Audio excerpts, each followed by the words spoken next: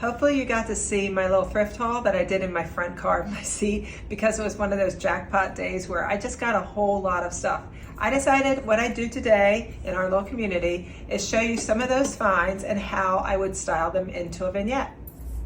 All right, we're gonna start with this tray that I found. You know by now I love trays, and I even still have the little Goodwill tag on it, $4. What a deal. This is, as a reminder, why I love this tray. If you didn't see that, it's round, it has this beautiful galley in gold and the feet. Such a great little tray for $4.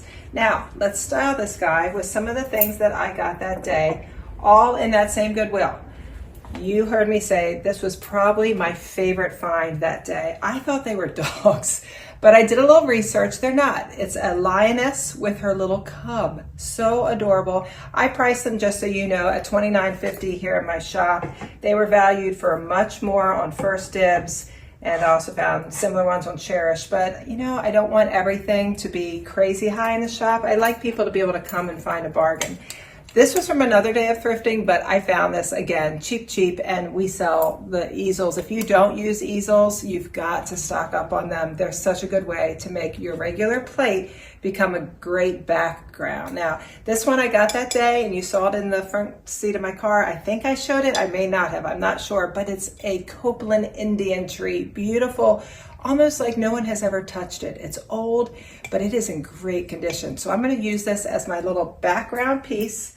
My easel, of course, is gonna go in the back of the tray, and all I have to do is just anchor it in, starting to move these guys a little bit to the side so I can finish it off, because I need one more texture. Since, again, porcelain, this is bone china, everything's feeling very shiny. So we buy these wholesale, but these preserved boxwood balls, if you don't already know about them, look into them here at my shop. I have so many of these. They're just divine, and they're such an easy way to bring life into a vignette.